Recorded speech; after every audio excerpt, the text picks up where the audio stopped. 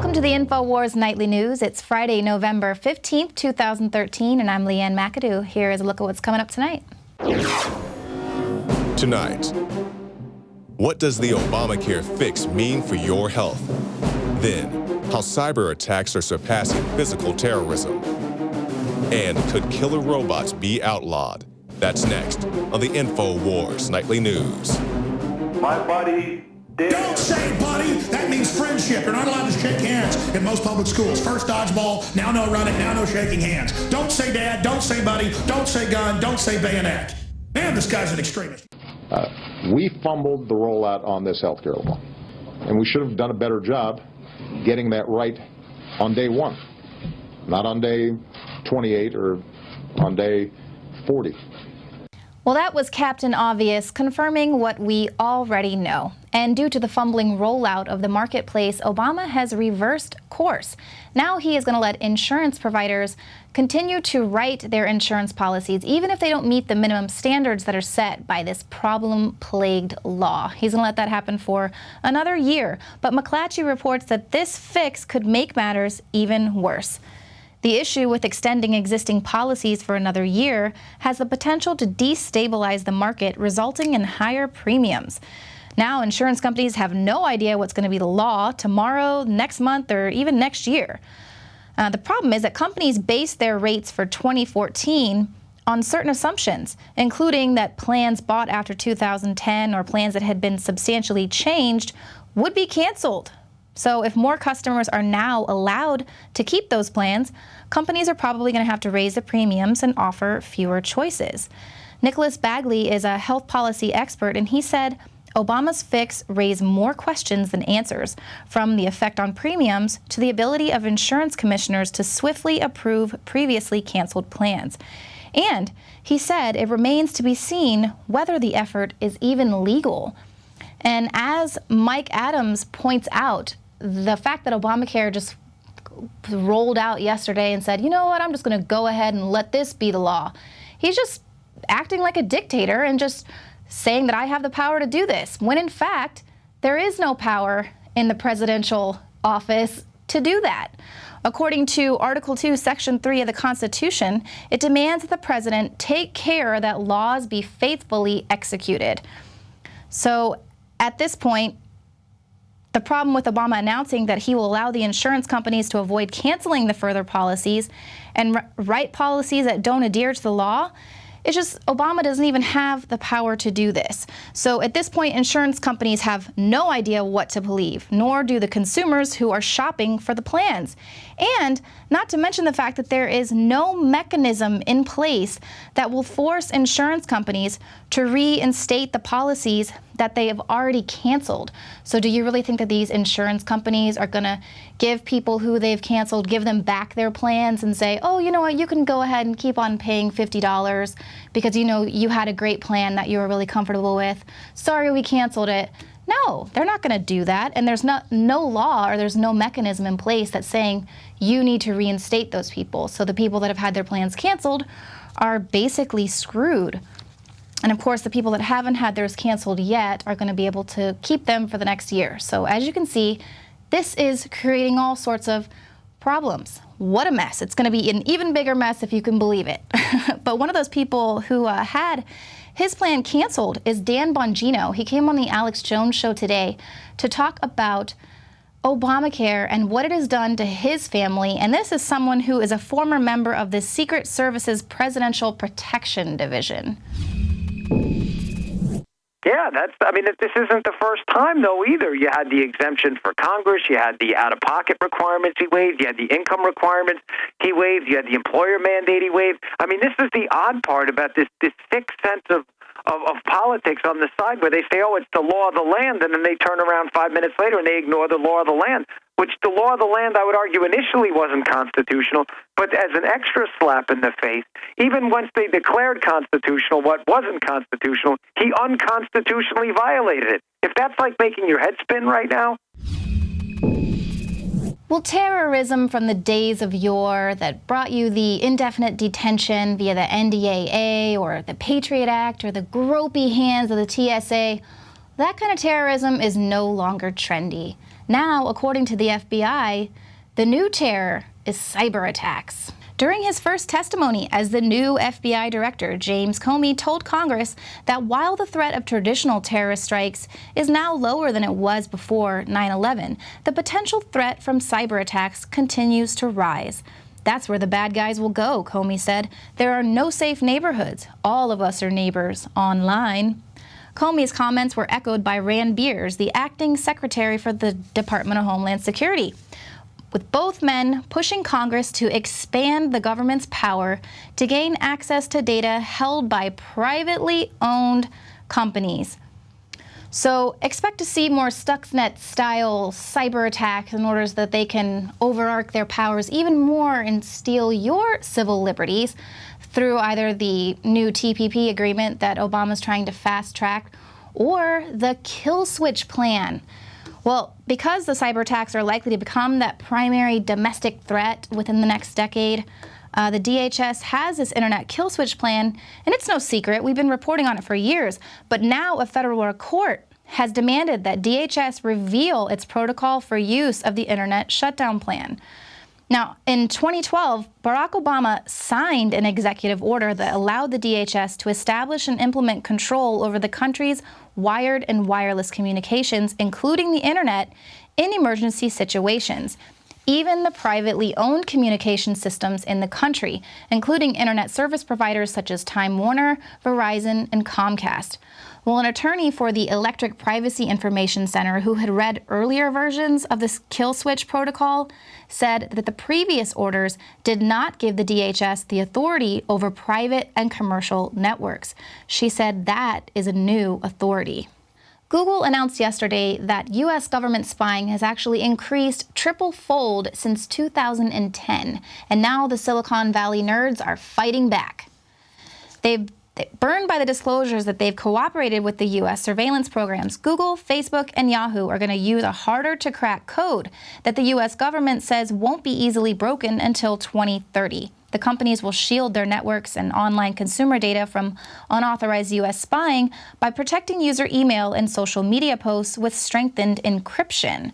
So now, while the NSA may find ways around those barriers, the companies say they have to assure users that their online connections are secure.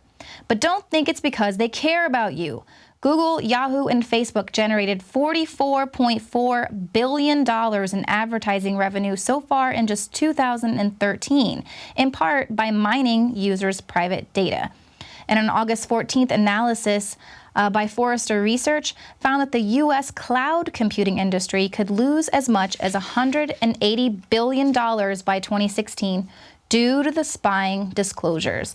So that's what this is really all about. It's not that they're trying to protect your data. They're trying to protect their money that they earn from your data that they sell. So, but one area I do not mind where the police are spying on the internet activity is cracking down on child porn, because you're disgusting and you need to be stopped. But in some good news, this week, nearly 400 children were rescued in an extraordinary international child pornography bust. 348 adults were arrested after a 3-year undercover investigation by the Canadian police. Their investigation revealed an entire child movie production and distribution company operating via the website asoffilms.com. Police seized over 45 terabytes of data, hundreds of thousands of images and videos of horrific sexual acts against very young children. It was a $4 million business distributed over 50 countries. And what was most alarming, according to the head of the Toronto Sex Crimes Unit, was that many of the arrests were of people who worked with or closely interacted with children, like 40 school teachers, 9 doctors and nurses, 6 law enforcement personnel, 9 pastors and priests, and 3 foster parents. Police said the children were rescued from child exploitation, but they did not give more details. So glad to see that they're finally cracking down on these huge child sex trafficking, sex slavery. This is one of the good things that we have about being able to police the internet. That will be my only thing that I say, okay, fine, that's okay, you can do that. Now stick around, because coming up next, David Knight's report on the spy in a bag, How did he get himself padlocked in that bag? Find out right after this.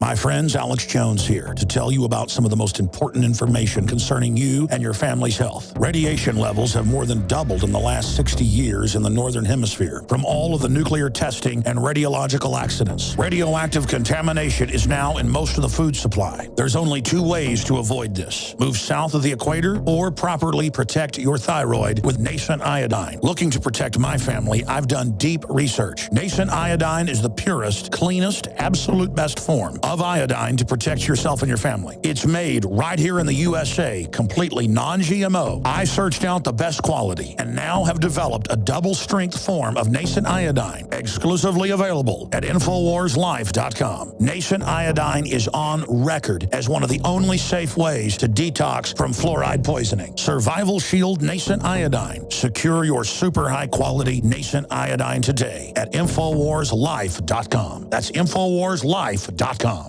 Many anthropologists and archaeologists believe that before man even discovered the power to harness and use fire, we were involved in agrarian activities. That is, taking the seeds of plants and then replanting them to produce more. The very foundation of our modern civilization and human culture is centered around the planting and cultivation of edible plants. Here are some of the amazing deals at InfoWars Seed Center at InfoWarsShop.com. The Survival Seed Vault by My Patriot Supply features only the finest survival heirloom seeds for a robust and hardy garden, even in the toughest times. We also have starter varieties of the deluxe seed packages for fruit, salad, salsa, peppers, medical herbs, and more. Go to the InfoWars Seed Center at InfoWarsShop.com. And remember, the revolution against tyranny is growing. Well, Berlin has suspended the purchase of armed drones, saying that it categorically rejects illegal killing. The government says that before acquiring the remote-controlled craft, it must thoroughly examine all associated civil and constitutional guidelines and ethical questions. German Defense Minister had announced to the German public in May that talks were underway to discuss the purchase of U.S. Predator drones and Israeli Heron drones. But now they're not going to do that because they got to check the constitutionality of it. But although the German government has criticized Washington's use of drones to carry out strikes, Amnesty International has accused Berlin of working together with the USA and its drone program in Pakistan. And not to mention the fact that the U.S. just opened a drone facility in Germany last month, and unmanned aerial vehicles have been granted authority to traverse German airspace. So basically, I'll believe it when I see it, Germany. We know you're not going to let the rest of the world get killer drones and you're just going to fall back. But talks to outlaw other killer robots are also taking place today, giving another glimmer of humanity out there, people thinking that maybe the killer robots aren't such a good idea. But they could be made illegal if campaigners in Geneva succeed in persuading a UN committee to open an investigation into their development. People initially accused us of being in some kind of fantasy world, but now they have realized that significant developments are already underway. This was Noelle Sharkey, who was a professor of artificial intelligence and robotics. She said, at the moment, we already have drones, which are supervised by humans. But what we are talking about, however, is fully automated machines that can select targets and kill them without any human intervention. And that is something that we should all be very worried about. The campaigners think that there's a well-founded fear that computer-controlled devices could go rogue or be hacked, jammed, or copied by terrorists. And they also said we shouldn't hand over the decisions about whether something is right or wrong to machines. Now, so far, no country has admitted to developing this type of weaponry.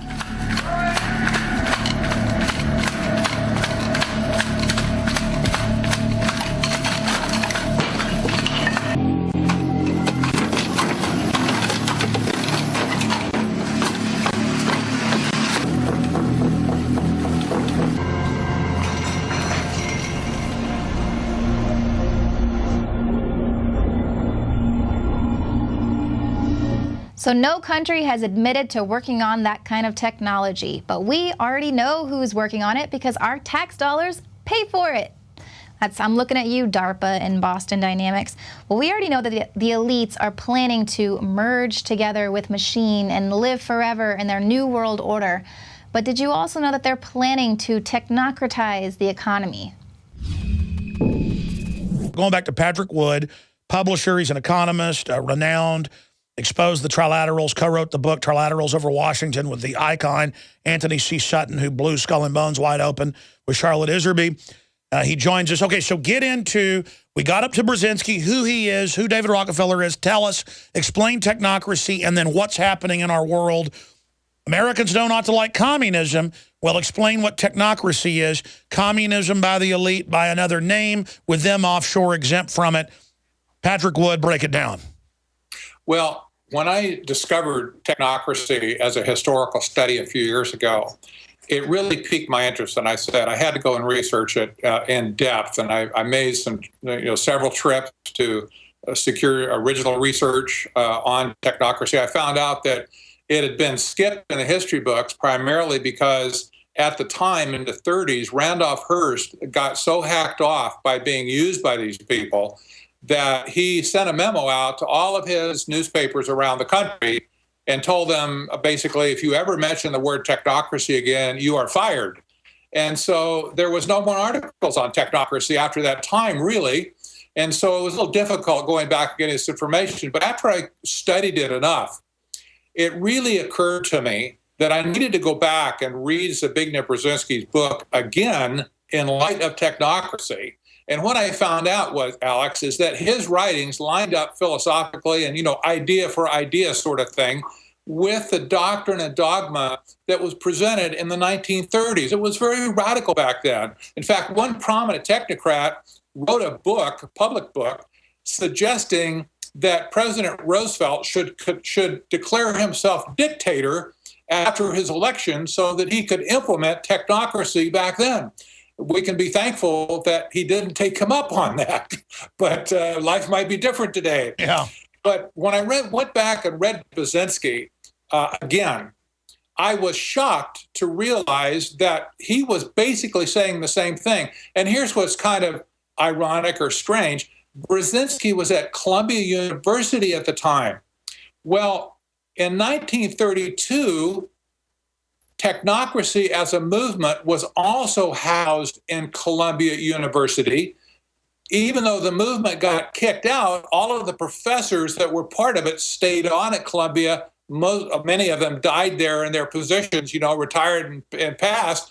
And so here's Brzezinski picking up the trail at the same university where it left off, basically spouting the same dogma. One phrase in particular from his book, one quote, I'd like to read it just because it will just stand your hair on end, that Brzezinski understood this, but even back in 68 to 70. And I'll have to be the first to admit, Brzezinski was a brilliant man. I don't agree with him on anything he really did or said or wrote, but you have to give him credit for being a brilliant guy. He foresaw the future back then. Of course, they went and manufactured the future after that. But here's what he wrote. The technotronic era, and that technotronic, by the way, is a knockoff for the word technocratic. So he quote, again, the technotronic era involves the gradual appearance of a more controlled society. Such a society would be dominated by an elite, unrestrained by traditional values. Soon it will be possible to assert almost continuous surveillance over every citizen and maintain up-to-date, complete files containing even the most personal information about the citizen. These files will be subject to instantaneous retrieval by the authorities, close quote. Now, I remember that book being on the bookshelf when I was a small child, and by the time I was 10 and was able to read good, I tried to read it and didn't understand it. But I sat around the kitchen table hearing all this from my father growing up, and that's the internet. That's all of it. It was all built and designed to be this grid. So they've built a society to control us, and that's the nanny state. That's the close the greenbelt for no reason and control people, set up checkpoints, tell your kids they can't play tag, say the state rules your kids. This is putting a grid in the name of keeping us safe in that's actually a grid of tyranny and control. Well, it's interesting that the documents from the early 1930s specified what needed to take place in order for technocracy to survive or to be implanted. One of the things, because technocracy was energy-based, one of the main tenets of their philosophy was that the price-based economic system was going to be discarded. That was capitalism, of course, and it was going to be substituted by a system of energy credits or energy currency that would be used to monitor all exchange of goods and services in the economy. And a carbon-based currency, we haven't seen that, of course, quite yet, but we see the push for carbon-based everything around the world. This is what sustainable development's about. This is what everything green is about. This is what Agenda 21 is about. You get the idea. It's everywhere today. And in fact, there are actually articles out in the last 5 years that are openly discussing carbon currency, but it's really in kind of still in a minor That's mode. right. And in England, they show the school kids a cartoon called Megaopolis, where the computer tells you when you can go outside. It tells you when you can eat. Everyone has their job in the technocracy. You're only allowed to have one child. This is the plan. So for folks out there, it's fun to know about football and what size jock strap your favorite sports person wears for whatever reason. I'm being sarcastic. But that doesn't matter. That's a diversion. You read these books written in the 1930s by Aldous Huxley, whose brother was a eugenicist and went on to found the transhumanist movement and head up the UN, UNESCO program and Agenda 21 and all of it that came out of a meeting in 92. You really see it's all the same control freak scientific dictatorship system under different names. It's just that the brilliantly evil Brzezinski, who believes in things beyond good and evil, foresaw the gestalt and got the real world manager, David Rockefeller, behind it. Because David Rockefeller, if you had to say one guy's king of the world, you'd have to say it was David Rockefeller. Not so much now, but he was the prime mover working 18 hours a day to bring this world government in. And now his people are in place everywhere. And he chose the Brzezinski model on record, and then he integrated it with eco-science eugenicist model, the injections and the additives to dumb us down. It's all White House science are on record. And you realize this is their military battle plan assaulting us. We've got some more news coming up, so stick around after the break.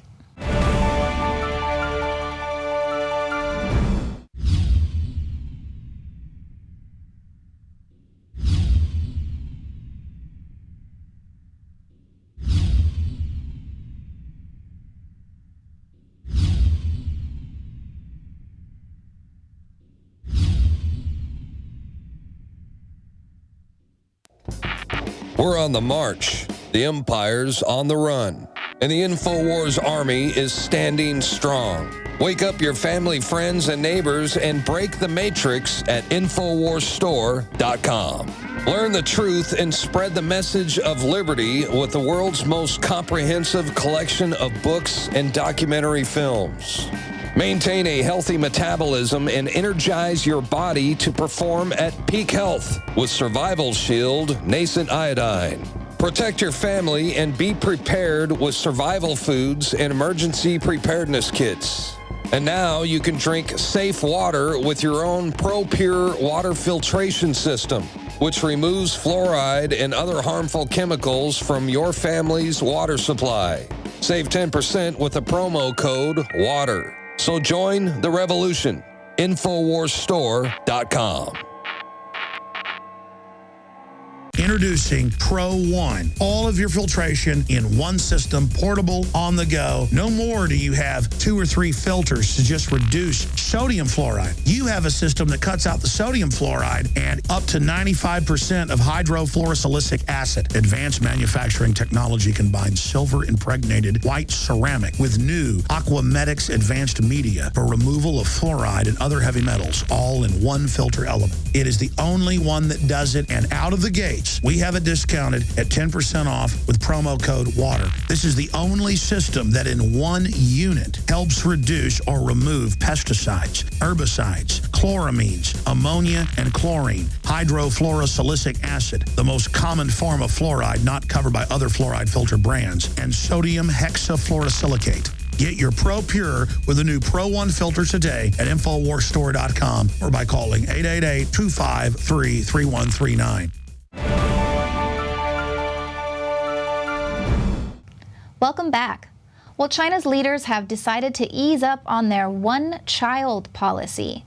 The one-child policy was put in place in 1980 to tame a surging population, but it's been criticized for not only draining the labor pool of future worker drones, but also for forced abortions and sterilizations in order to meet family planning quotas. But just like Obama's illogical insurance fix, China will arbitrarily reform the one-child policy by allowing couples to have 2 children if one of the parents was an only child. So China also plans to abolish its controversial labor camp system, which allows police to imprison people in labor camps for up to 4 years without formal arrest or trial. America's dictator, however, has yet to relinquish his power to detain U.S. citizens indefinitely. Now, moving from one overbearing authoritarian government to another government who is refusing to obey authoritarian control. Thought criminal Australia sent a blunt message to UN alarmists this week saying, no more socialism masquerading as environmentalism. The new government is led by a conservative-leaning prime minister, and it also explicitly declared that it would not make any payments or accept any liabilities as part of any potential new UN global warming agreement. That means Australia will refuse to play any role in a wealth transfer from rich countries to developing nations to pay them to decrease their carbon emissions. Now, while saying they will commit to reduce carbon emissions by 5%, leadership says it will review its position in 2015, reining climate efforts in even further if UN global warming theories continue to be questionable. Conspiracy theorists.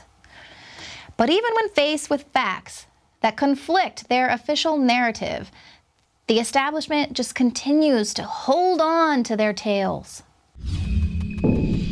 Well, 3 years after an MI6 codebreaker's body was found padlocked in a bag in an empty bathtub in an MI6 safe house, the London Metropolitan Police have ruled that it was an accident. Allow me to congratulate you on a brilliant bit of deduction.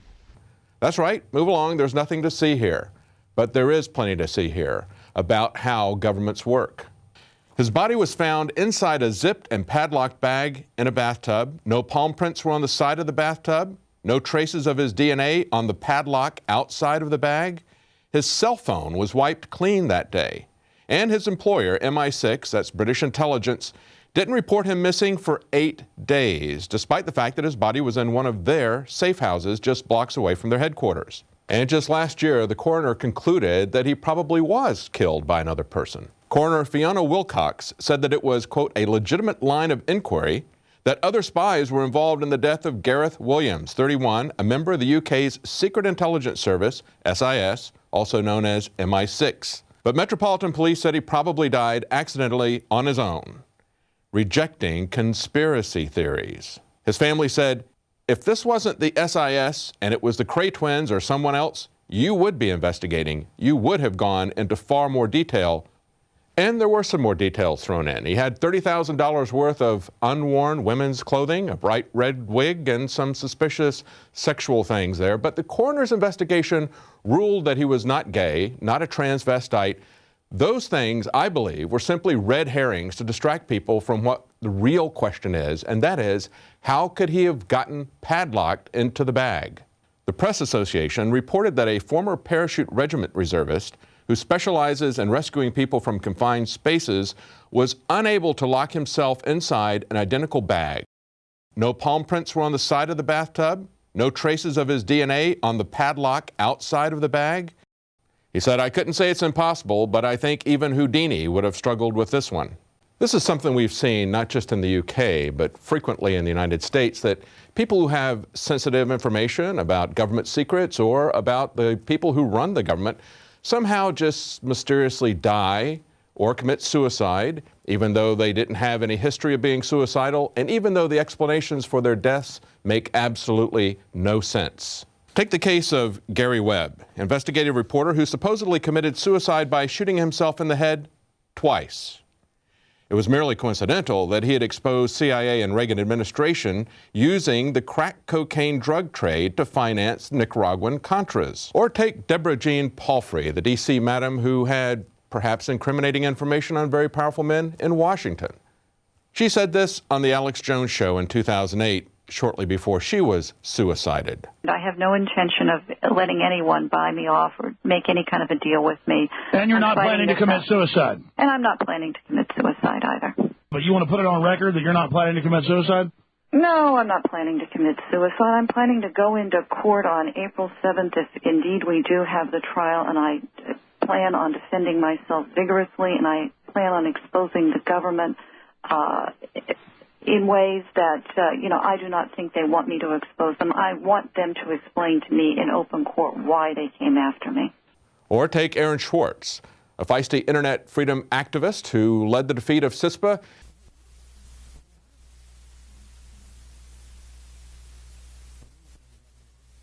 We're told that he hung himself also in a fit of depression, concerned about the possibility of a long jail term sentence.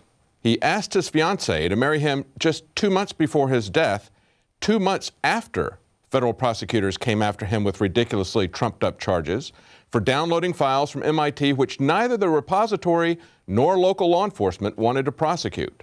And the prosecutor, Carmen Ortiz's husband, had tweeted that he had refused a plea bargain for just a 3-month sentence. Or look at the improbable details in Michael Hastings' death in a car explosion. He was being pursued by the NSA and the FBI for a story that he was writing and had warned colleagues that they would be questioned. And then there's the JFK assassination, where the lies are even more obvious after 50 years. But of course, if you question any of these improbable stories, you're labeled a conspiracy theorist and told to shut up. For Infowars Nightly News, I'm David Knight. Well, thank you so much for joining us on this Friday edition of the Infowars Nightly News. We'll see you again here Monday night at 7 p.m. Central. Thanks for watching.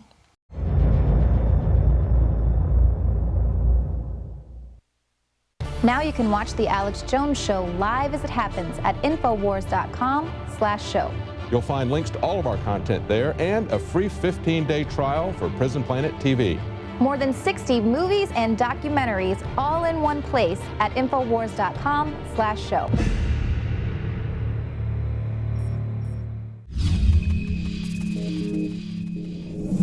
It is the 15th day of November, 2013. 7 days from now, I will be broadcasting live from outside Dealey Plaza. Because no one who doesn't agree with the official story, including Dan Rather, I've read, are allowed into the kill zone. The people that killed Kennedy and the power structure that killed Kennedy to bring in the Black Ops CIA offshore banking coup d'etat are going to be there trying to prop up the collapsed facade that is the official story of what happened to John F. Kennedy in 1963 on November 22nd. We've won the info war when it comes to exposing that it was a black op. The average poll is 90% or higher, scientific poll, believing that there is a conspiracy and a cover-up. Congress, back in the 70s, found with a 99% certainty, that's the quote, that it was a multi-shooter conspiracy from the acoustics and witnesses to kill John F. Kennedy. Now, you know that the Warren Commission covered it up years before and was filled with people that were enemies of Kennedy. And we know they killed his brother, and the police department report says that. Sirhan got his arm pinned. None of the shots went into John F. Kennedy's brother, Bobby Kennedy. The list goes on and on. The establishment assassinated two people that actually tried to be real presidents. One who became president, was a real president, certainly not perfect. I don't romanticize him, had his own gangster tendencies. The other one tried to become president and said that once he did, he was going to go after him. And that's all on record. They think you're stupid, just like they'd think you wouldn't read Obamacare and they could get it through. And folks didn't read it, but now they know it's a screw job. It's on record how they killed Kennedy, and it's on record how they killed his brother, the younger Kennedy. But that's not why I'm going to Dallas next Wednesday night, Thursday, Friday, and Saturday, because they're going to continue the propaganda the next day. They would never give any other group the Dealey Plaza Park. They would never give a historical group, a research group, a permit to hold a demonstration or rally there. And they have the school book building as a giant propaganda center of lies and deception and fraud. They've rolled out everyone from Bugliosi to Tom Hanks to try to prop up the collapsed Humpty Dumpty that's in a million pieces. And all the king's horses and all the king's men and all the propagandists can't put their asinine lie back together again. And then they march the patsy out. Lee Harvey Oswald, I'm a patsy, they're setting me up. Don't let them kill me. March him outside. And then they marched the Marine out to kill him. Another Timothy McVeigh, literally. A military officer believing he was deep cover infiltration of communists in plots to kill Kennedy so they could set him up and blame communists if they wanted to. But then they used the threat against the Russians for concessions that we're going to set you up with our double agent that we sent to Russia and allowed back in, run by white Russians here in the U.S. That doesn't mean white people, folks. No, every time I talk about black slavery, white slavery, people don't even know the different types of it. Nothing to do with black people or white people.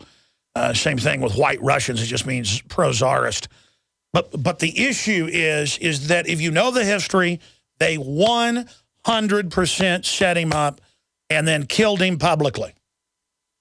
He was the patsy, part of the drill.